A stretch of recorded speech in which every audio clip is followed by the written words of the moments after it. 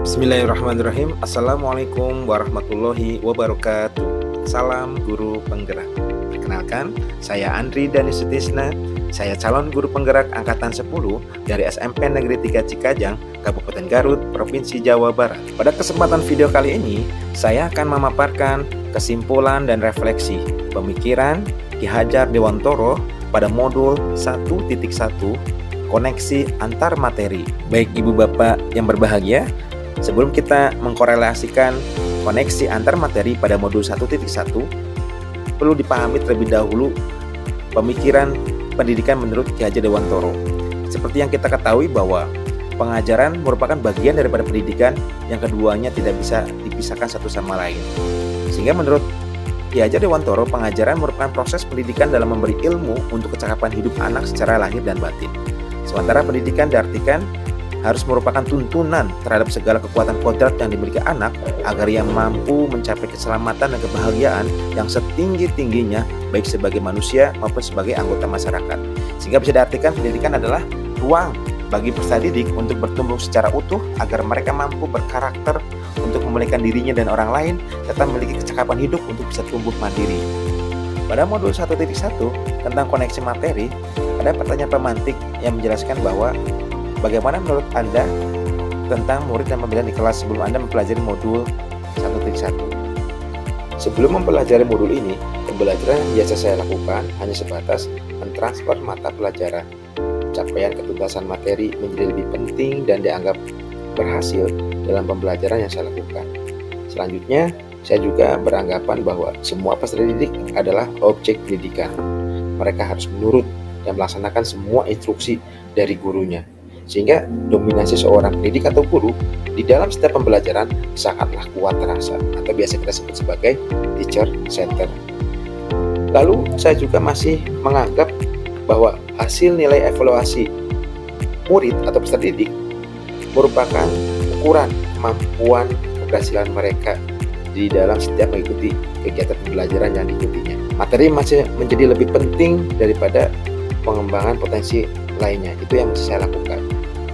Kemudian saya juga sering ketika proses pembelajaran berlangsung mengabaikan yang namanya pemahaman peserta didik. Mereka jarang diberi kesempatan untuk berkolaborasi dengan temannya untuk menggali pemahaman ketika mereka mengikuti pembelajaran saya lakukan. Lalu saya juga masih mengesampingkan kemampuan yang beragam dari setiap peserta didik yang saya ajar. Skenario pembelajaran yang saya rancang jarang memperhatikan gaya belajar mereka, sehingga kualitas pembelajaran yang bermutu masih jauh dari harapan. Apa yang berubah dari pemikiran Anda setelah mempelajari modul ini? Setelah saya mempelajari modul ini, saya berpikir dan saya sadar bahwa apa yang selama ini saya lakukan dan saya pikirkan adalah keliru dan tidak tepat. Seharusnya, pertama, saya harus melaksanakan pembelajaran yang berorientasi dan berpusat pada peserta didik atau anak dengan memperhatikan keragaman mereka, karena peserta didik bukan lagi objek pendidikan, melainkan menjadi subjek pendidikan. Dan yang kedua, menuntun dan membersamai mereka dengan ikhlas dan sungguh-sungguh. Tugas pendidik tidak hanya mentransfer ilmu dan pengetahuan saja, melainkan mereka menjadi penuntun peserta didik. Dalam hal ini, saya menjadi semakin paham bahwa kita hendaknya menuntun peserta didik kita, membersamai mereka, membantu mereka untuk menemukan jalan mereka sendiri dan mencapai potensi penuh mereka. Terakhir, kita harus memperhatikan kemampuan dan bakat mereka yang beragam sesuai dengan pemikiran Ki Hajar Dewantoro tentang kodrat alam dan kodrat zaman. Kodrat alam mengacu pada sifat dan bawaan peserta didik yang dimilikinya. Setiap peserta didik memiliki potensi dan kemampuan yang berbeda-beda. Oleh karenanya, pendidikan harus sesuai dengan kodrat alam mereka. Kemudian, kodrat zaman mengacu pada tuntutan dan kebutuhan masyarakat pada masa kini. Kita sebagai pendidik haruslah mempersiapkan mereka untuk dapat hidup dan berkarya pada zaman.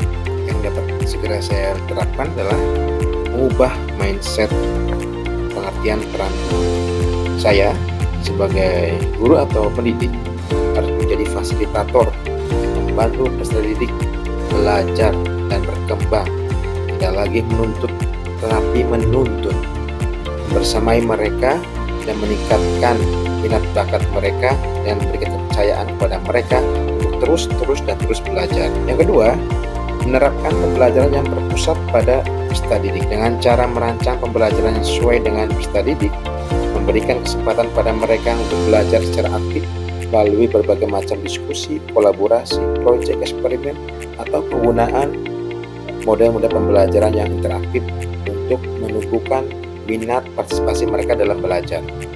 Ketiga, mengembangkan karakter dan nilai-nilai budaya.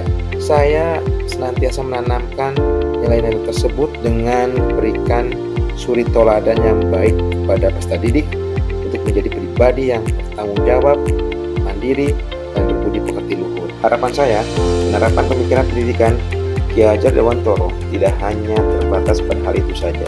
Saya akan terus belajar dan mengembangkan diri menjadi seorang pendidik yang lebih baik dan mampu mencerminkan pemikiran Ki Hajar Dewantoro dalam setiap proses kualitas pembelajaran saya lakukan. Dengan menerapkan pemikiran Ki Hajar Dewantoro, saya sangat berharap dapat mewujudkan kualitas pembelajaran yang menyenangkan dan bermakna bagi setiap peserta didik. Berikutnya dapat membantu peserta didik untuk mencapai potensi tumbuh kembang mereka secara maksimal atau optimal. Ketiga, membantu menumbuhkan dan menanamkan karakter dan nilai-nilai budaya positif bagi setiap peserta didik untuk menjadi manusia yang lebih penuh dengan kemuliaan dan kebijaksanaan. 4.